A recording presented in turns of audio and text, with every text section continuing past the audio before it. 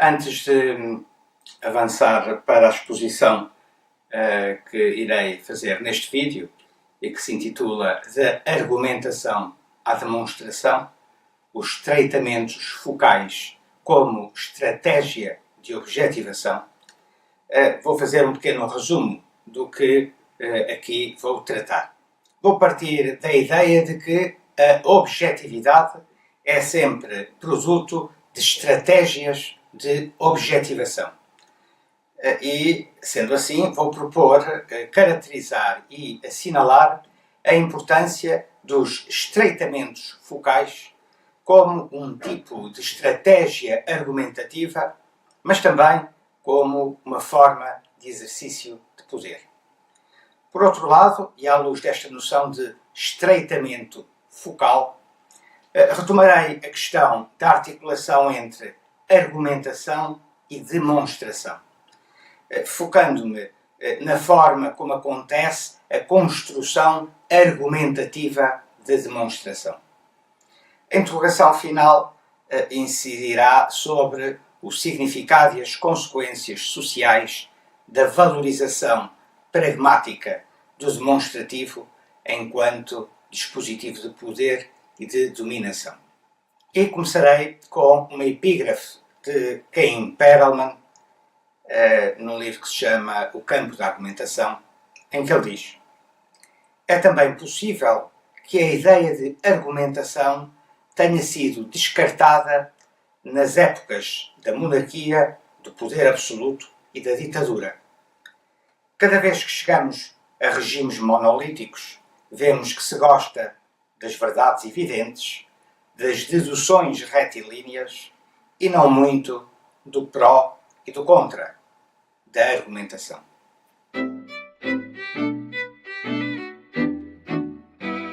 Vou começar esta exposição com a elucidação da expressão estratégias de objetivação, que faz parte do título. O que é que eu pretendo realçar com esta utilização? Com ela, eu pretendo salientar que a objetividade nunca é algo de dado, nem representa um qualquer desvelamento da realidade tal qual ela é em si mesma. É este mito do originário e de uma realidade primeira, passível de ser desvelada na sua essência. A este mito esteve subjacente uma determinada filosofia do sujeito, de um sujeito que, com a sua visão e a sua intuição evidente, teria a capacidade de aceder diretamente às coisas mesmas.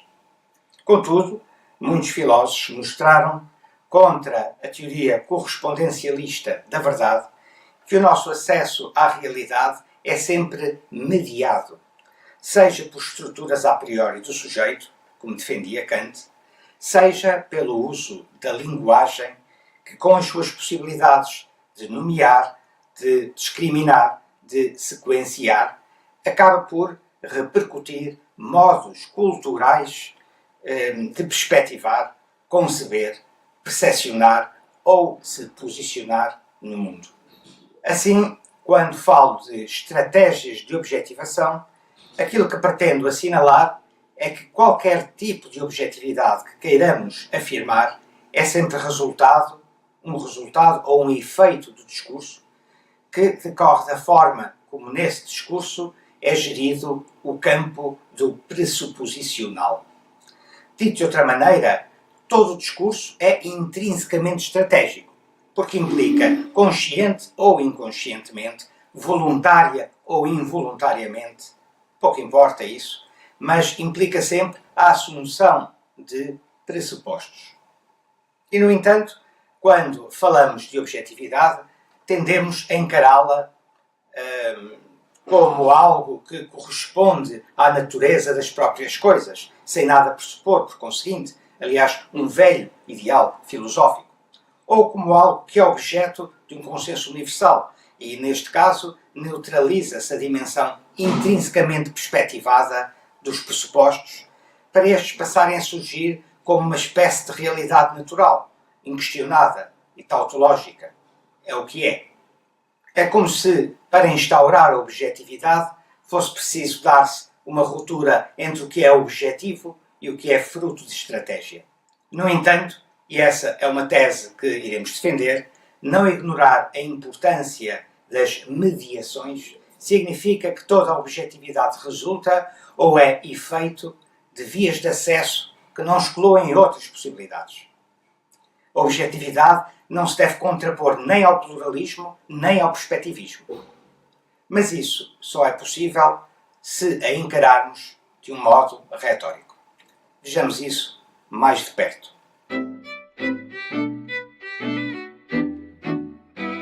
Partindo da ideia de que os instrumentos de mediação estão intimamente ligados aos modos de descrever e de objetivar a realidade, assim podemos perguntar de um modo abrangente com que meios e sem que meios nós fazemos essa descrição, ou, numa perspectiva mais apertada e restringida ao plano discursivo, com que palavras e sem que palavras, filtrando e salientando que aspectos.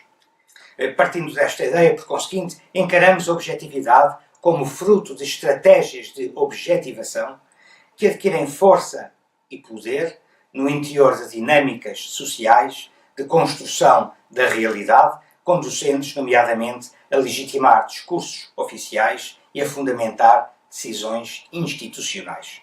Hoje em dia, por exemplo, nos tribunais, é comum associar-se, no que diz respeito às decisões institucionais, a objetividade à imparcialidade e à justiça. E a ausência de objetividade à parcialidade e à descrença na aplicação da justiça. Por conseguinte, o requisito de objetividade surge em diferentes práticas sociais como uma exigência e mesmo um marco que de alguma forma permite passar do discutível para o indiscutido, que possibilita o trânsito da argumentação para a demonstração, ou seja, que conduz à consideração de algo como provado, aceite, fora de questão, para lá de qualquer dúvida razoável e, por isso, base segura e certa também para tomadas de decisão. Pela nossa parte, defenderemos que essa passagem opera com base num estreitamento focal. E iremos explicitar esta noção não só como uma estratégia argumentativa, mas também como uma forma de exercício do poder.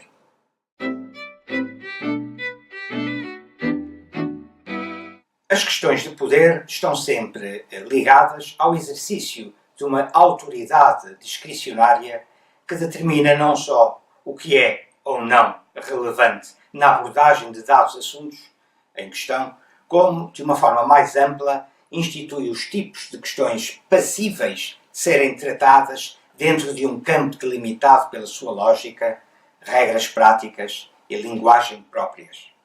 Ou seja, a sociedade funciona segundo diferenciações funcionais instituídas, digamos que diferentes áreas problemáticas com as suas regulamentações, poderíamos dizer, destinadas a acolher o tratamento de determinados assuntos nos seus próprios termos, sendo que destes termos faz parte um sistema com uma lógica, uma linguagem e um conjunto de regras e também de procedimentos que permitem, em princípio, decidir objetivamente.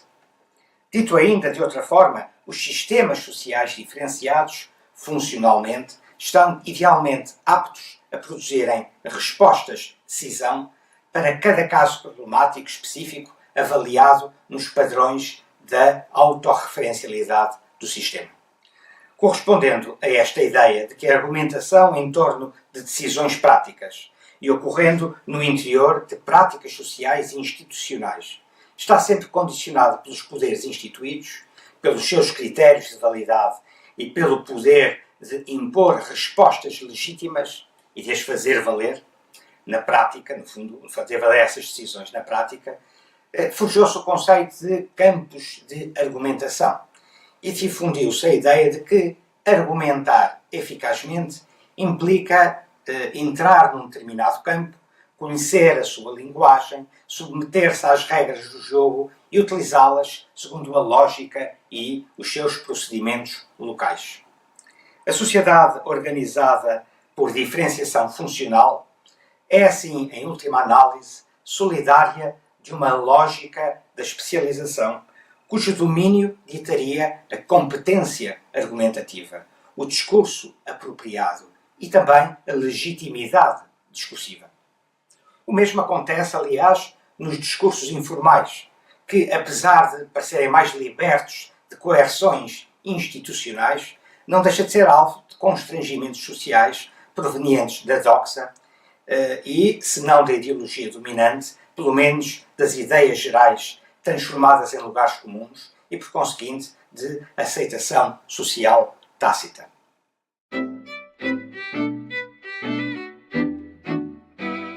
Com efeito, o poder do discurso extravasa sempre a sua dimensão estritamente linguística, e a conjugação articulada do ethos, do pathos e do logos, de matriz retórica, é preciosa para situarmos a força do discurso nos contextos multidimensionais de que ela depende. Assim, perguntas como: quem fala, em que contexto, a que título, para que auditório, em que situação, com que finalidade, são, de facto, questões essenciais para a compreensão quer do discurso, quer das argumentações, sendo que nestas últimas é também fundamental a questão de saber quem são os intervenientes, ou seja, quem está a interagir com quem, que papel ocupam e numa situação de desacordo. Em suma, podemos dizer que a argumentação nunca está isenta de constrangimentos. Quando estamos num plano institucional, os aparelhos ideológicos do Estado, secundados pelas forças repressivas, fazem valer os termos da admissibilidade em que o falar e o argumentar podem ocorrer. No plano das relações sociais informais, há toda uma pressão para a conformidade, para o que é considerado como normal, para o senso comum ou para o que é naturalizado pela influência das agendas mediáticas, assumando aqui a ideia de um auditório universal patente em expressões como a ninguém passará pela cabeça, ou todos concordarão, ou juízos como é intolerável ou é inadmissível.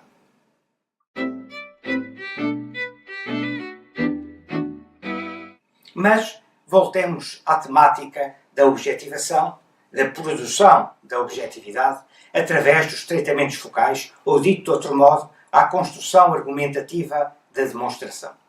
Há toda uma tradição académica que insiste, e bem, em diferenciar a argumentação da demonstração.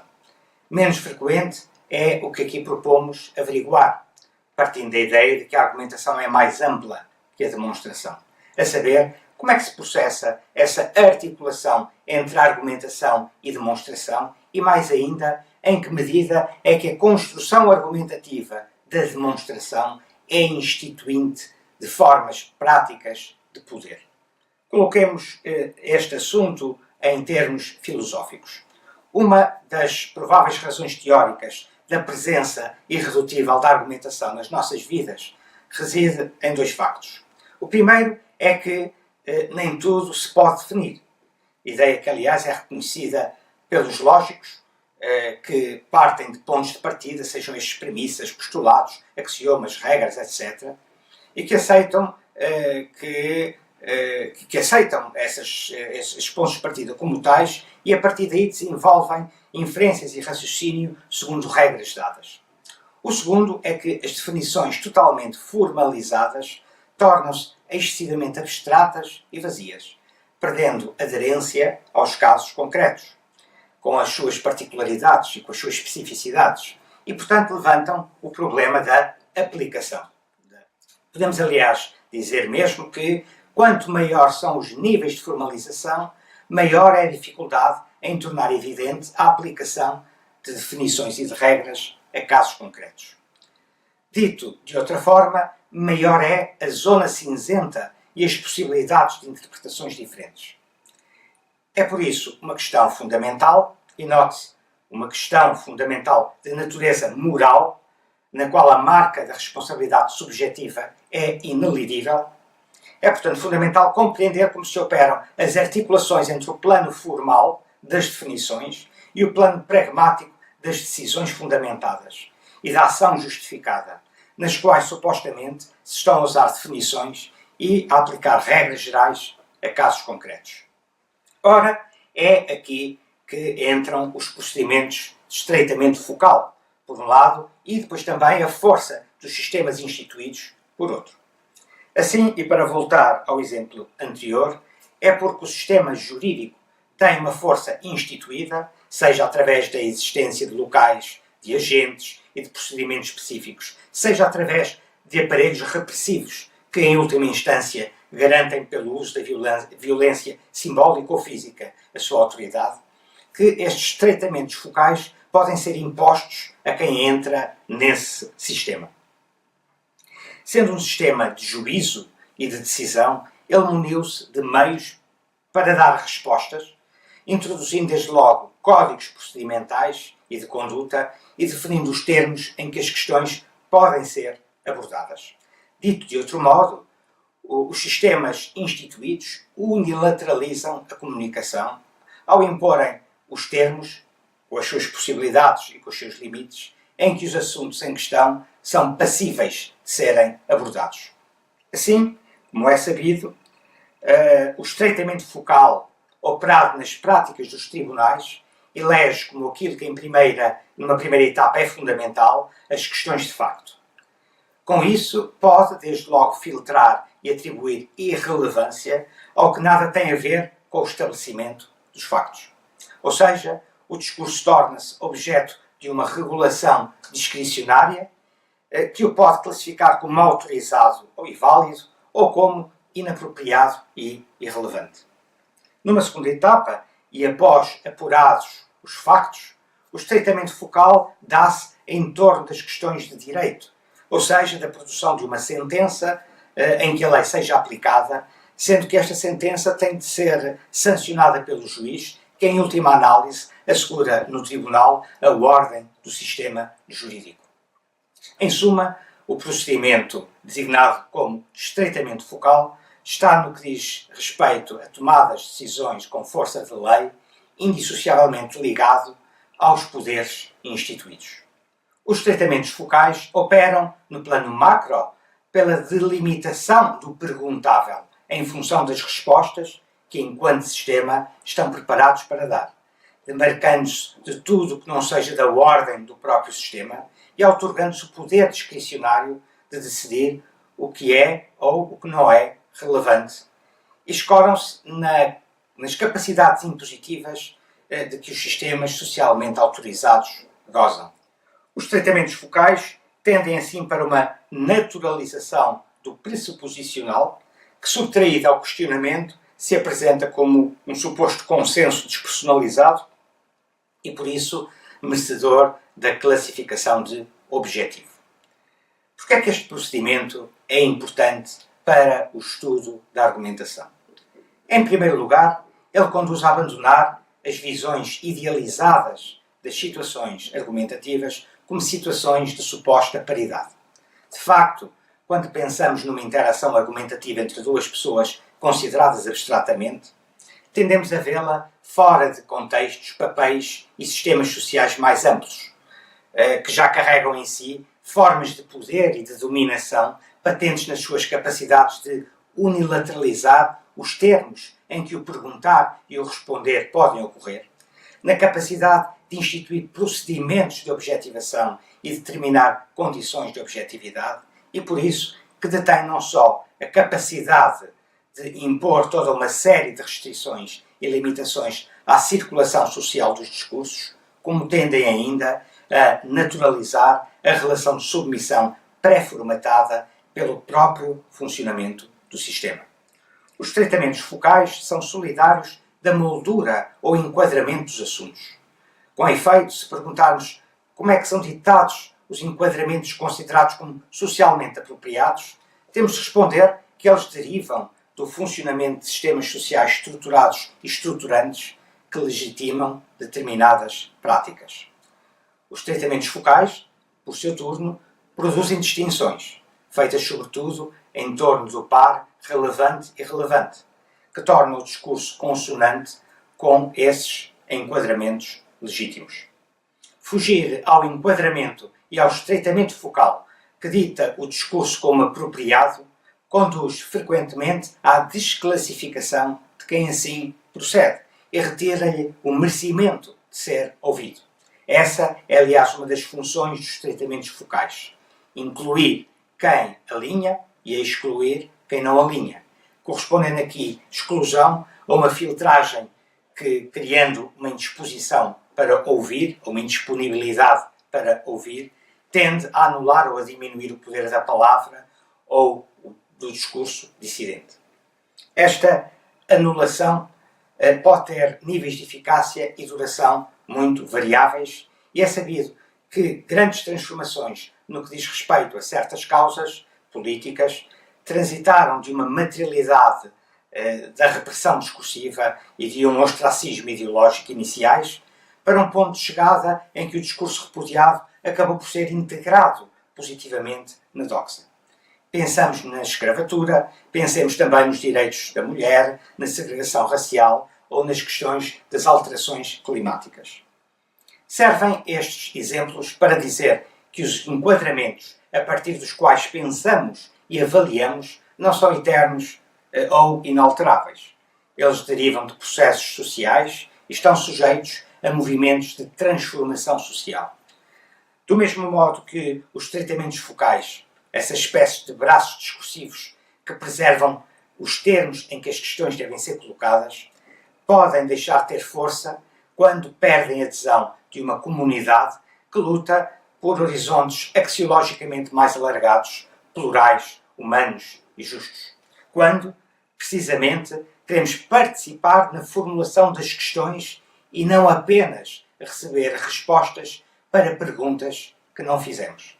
Quando a normativização e os sistemas funcionais se tornam sufocantes, ameaçando a liberdade. Com efeito, a partilha e a participação em assuntos em questão, com a necessidade de lidar com o controverso e com o plural que isso implica, está do lado da luta contra a heteronomia, da vigilância aos unanimismos suspeitos, da vinculação a causas, em suma, da coragem cidadã, enquanto a passividade e a docilidade da obediência daqueles que apenas querem respostas está do lado da dormência cobarde, da apatia, da vida omissa, servil e sem afirmação.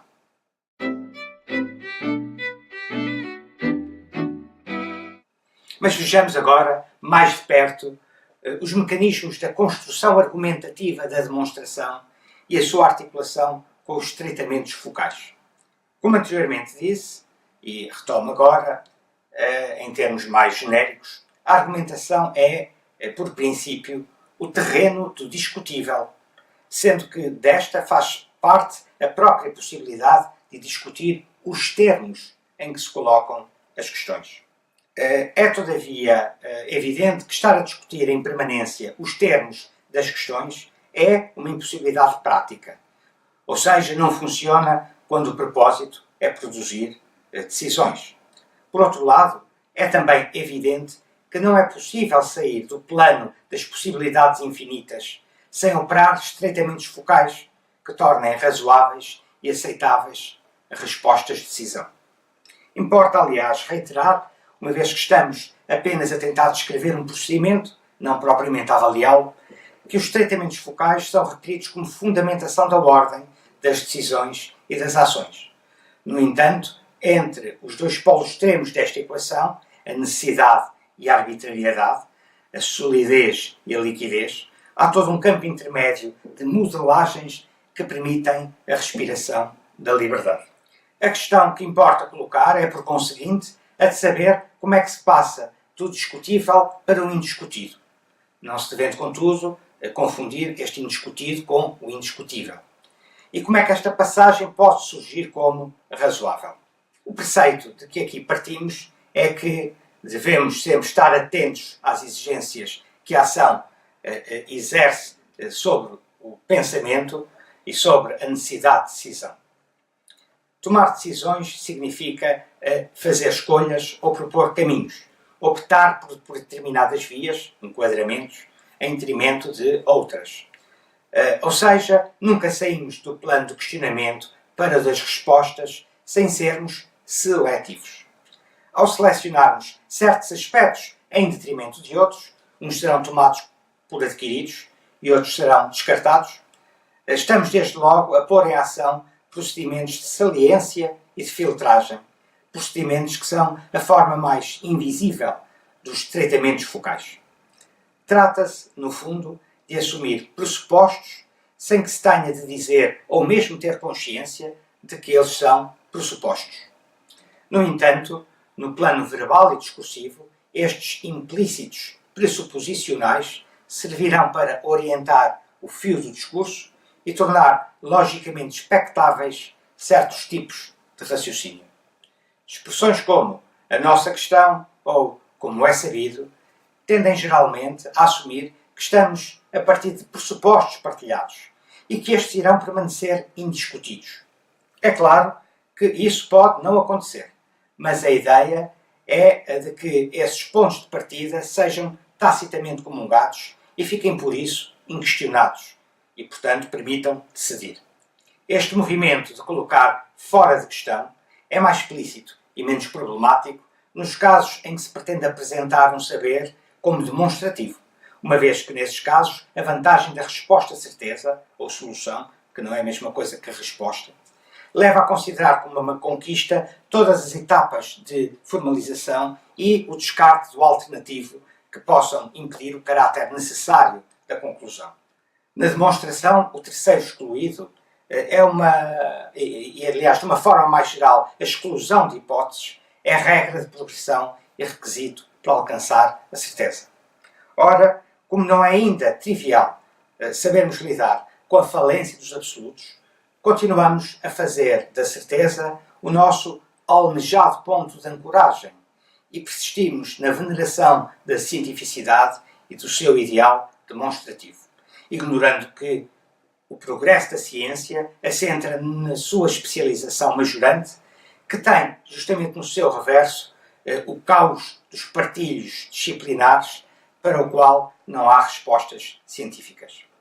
Assim, e para concluir, a construção argumentativa da demonstração implica uma progressiva redução do que é discutível, uma delimitação do questionável e dos termos nos quais as perguntas podem ser colocadas, procedimentos de saliência e filtragem e, finalmente, acordos sobre a linguagem adequada e sobre os procedimentos resolutivos solidários de um colocar fora de questão em prol da obtenção da certeza objetiva da resposta. Este conjunto de procedimentos produzem justamente aquilo que designei como estreitamentos focais. Eles operam tanto ao nível da explicação e dominação científica do mundo, ou da natureza, como no da compreensão e dominação prática das relações com outrem, com o outro. O demonstrativo tem o seu equivalente social no que é obrigatório, por lei, por regra. A sua importância é, por isso, fundamental e julgamos que a consciência dos mecanismos presentes nos tratamentos focais pode contribuir para uma atitude mais crítica perante hegemonias discursivas que tendem a desacreditar a possibilidade do alternativo e da alternativa, a paralisar iniciativas ou movimentos de transformação e a perpetuar sistemas de exclusão. Continuamos a ver o alternativo segundo a lógica dos princípios da contradição e do terceiro excluído e, cedendo de respostas certas, a tendência é de reduzir o possível à solução única e não a modos múltiplos de perspectivar que entre si conflituam e disputam o lugar de valor de entrada. Ora, é esta mentalidade assente numa concepção acanhada de racionalidade, para glosar Perelman, que é preciso questionar e modificar. Tarefa que, contudo, não é fácil realizar no mundo atual, no qual os valores da cidadania se viram progressivamente substituídos pelos do consumismo, as competências de cidadão pelos desempenhos do consumidor, e onde a máxima kantiana segundo a qual as coisas têm preço, mas as pessoas têm dignidade, parece ter sido desacreditada e reduzida a uma mera fachada do politicamente correto, atrás do qual se oculta a ideia generalizada de que tudo tem um preço. Por outro lado, é também importante referir que a invasão das mediações tecnológicas é, paradoxalmente, solidária de processos de unilateralização da comunicação, os quais tendem a enfraquecer a possibilidade ou as possibilidades da proximidade dialógica da linguagem e a produzir comunicação sem conversação, na qual o fator empático e marcadamente humano tende a dissipar-se em detrimento do instrumental. Este é um ponto de monta, pois apregoar os benefícios de uma racionalidade argumentativa numa sociedade de meios sem fins pode significar cair numa idealização que abstrai indevidamente o poder de penetração de um ideal de coexistência humana, do esteio material das práticas sociais e reais, que são as suas condições de possibilidade.